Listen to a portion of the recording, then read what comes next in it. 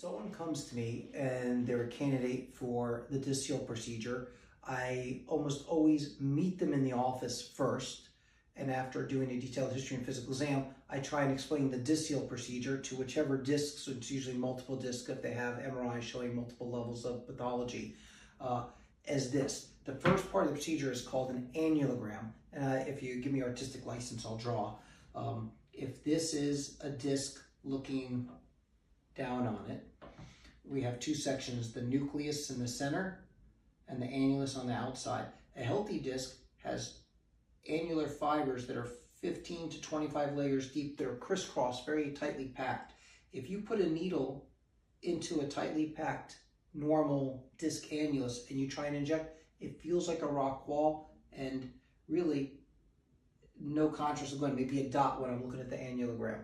If we in turn go to a disc that is bulging and some of the annular fibers have separated or torn and we have fissures, and I put a needle into a disc that's a painful leaky disc and I inject contrast, you can feel the difference instantly. And then as you're watching the TV screen, contrast follows the path of least resistance. So it goes between the annular tears and you can literally watch the contrast spread around the disc. Sometimes it even leaks completely out of the disc or into the nucleus, but you can see the tearing of the disc. It's called an angiogram. It's a diagnostic test that doesn't cause pain, but it identifies the disc pathology.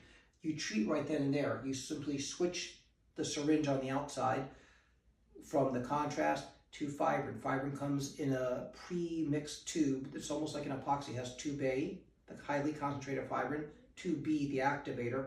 As you connect it and you inject it, it mixes turbulently down the needle track and it becomes active as it goes down and literally goes from a liquid. So as it goes into this, it's still liquid and it follows the path of least resistance and it goes through the tears and it starts becoming a gel and sealing the disc within 5 to 10 seconds. And over minutes, it starts incorporating into the tears and adheres to them. And then it gives you mechanical strength almost right then and there, but really that's not the end of it. It's the shifting of the biomechanical process. So when it's sealed, now it's no longer inflamed, but it becomes less inflamed. And when you have that homeostasis, you can start to repair the disc and it's not in a catabolic inflamed state that's full of all these negative factors that cause the disc to be leaky and painful, but it's just back to this homeostasis equal disc where it can start to repair and be less painful and you're more functional in the long run.